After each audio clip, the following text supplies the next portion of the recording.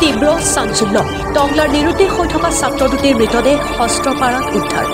নৃশংসভাৱে হত্যা কৰাৰ সন্দেহ ওদালগুৰি জিলাৰ টংলা থানাৰ অন্তৰ্গত হস্ত্ৰপাৰাৰ নাইকা নদীৰ পাৰৰ ঘন জংঘলৰ মাজত আজি পুৱা দুটি ছাত্ৰৰ মৃতদেহ উদ্ধাৰ হোৱা ঘটনাই বৃহত্তৰ অঞ্চলটোত তীব্ৰ চাঞ্চল্যৰ সৃষ্টি কৰে টংলা জোৰপুখুৰীৰ নিবাসী মহেন্দ্ৰ শৰ্মা গীতা শৰ্মাৰ দুই পুত্ৰ গৌৰৱ শৰ্মা আৰু কৌশিক শৰ্মা শুকুৰবাৰে বিদ্যালয়লৈ যোৱা পথত নিৰুদ্দেশ হৈ আছিল টংলাস্থিত কেন্দ্ৰীয় জাতীয় বিদ্যালয়ৰ পঞ্চম আৰু ষষ্ঠ শ্ৰেণীৰ ছাত্ৰ দুগৰাকীৰ পৰীক্ষা আছিল যদিও পৰীক্ষা গৃহত দেখা নাপাই শিক্ষকে অভিভাৱকক অৱগত কৰাতহে ঘৰখনত খোৱা দোৱা লাগিছিল ঘটনাৰ 24 ঘণ্টা নহওঁতেই আজি পুৱাৰ ভাগত উদ্ধাৰ হয় শিশু দুটিৰ মৃতদেহ ঘটনাস্থলীত টংলা আৰক্ষী ভেৰগাঁও মহকুমা আৰক্ষী বিষয়া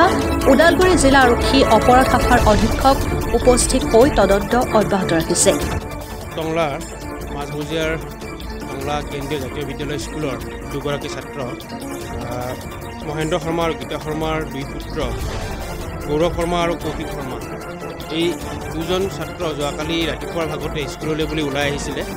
ওলাই অহাৰ পিছত পৰৱৰ্তী সময়ত স্কুলৰ পৰা ঘৰলৈ ফোন কৰি যে তেখেতসকলে স্কুলত উপস্থিত নাছিলে পৰৱৰ্তী সময়ত ঘৰত এক উৎকণ্ঠাৰ সৃষ্টি হয়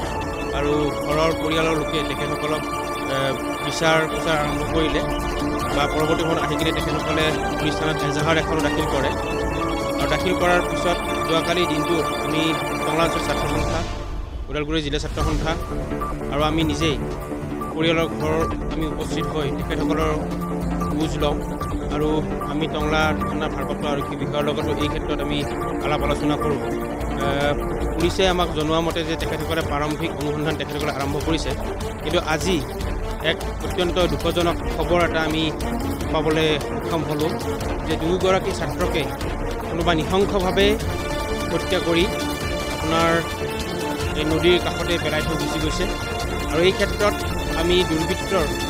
উচিত শাস্তিৰ আমি প্ৰদূষণ ছাত্ৰ সন্থাৰ মজিয়াৰ পৰা আমি দাবী জনাইছোঁ আৰু প্ৰশাসনক আমি অনুৰোধ জনাইছোঁ যে তেখেতসকলে এই তদন্তসমূহ অতি ক্ষিপ্ৰতাৰে কৰি দুৰ্বৃত্ত তেখেতসকলে সোনকালে কৰায়ত্ব কৰিব পাৰে তাৰ বাবে আমি আহ্বান জনাইছোঁ হয় বৃহত্তৰ টংলাৰ কাৰণে অতি দুখৰ বিষয় আৰু কোনোদিন এনেকুৱা ঘটনা হোৱা নাছিল আমি অসমৰ বিভিন্ন ঠাইত এনেকুৱা দেখা পাওঁ কিন্তু আমাৰ টংলাতে এনেকুৱা হ'ব দুৰ্ভাগ্যজনকভাৱে আমি ভবা নাছিলোঁ যোৱাকালি টংলা বৰগোলা জোৰপুখুৰী নিবাসী মহেন্দ্ৰ শৰ্মাৰ দুজন ল'ৰা ক্লাছ 4 আৰু 5ত পঢ়ে ব্যক্তিগত স্কুল কেন্দ্ৰীয় জাতীয় বিদ্যালয় ঘৰৰ পৰা ওলাই আহিছিল ওলাই অহাৰ পিছত তেওঁলোকে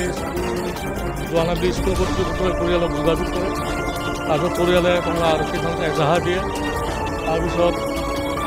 পৰিয়াল আৰু আৰক্ষীও বহুত বিচাৰ কৰে কিন্তু আজি এই স্থানত এই দুজন ল'ৰাৰ ছাত্ৰৰ ইউনিফৰ্ম অৱস্থাত মৃতদেহ উদ্ধাৰ হৈছে অতি নৃশংসভাৱে হত্যা কৰিছে গতিকে আমি এটা দাবী জনাইছোঁ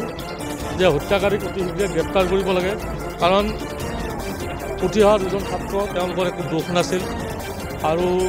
ঘটনাটো অলপ উচিত তদন্ত আমি বিচাৰিছোঁ হয়তো কিবা ঘৰুৱা কিবাও থাকিব পাৰে গতিকে আৰক্ষীয়ে উচিত তদন্ত কৰক উচিত তদন্ত কৰি বিশেষ গ্ৰেপ্তাৰ কৰিব লাগে ব্যুৰো ৰিপৰ্ট নিউজ 24 অসম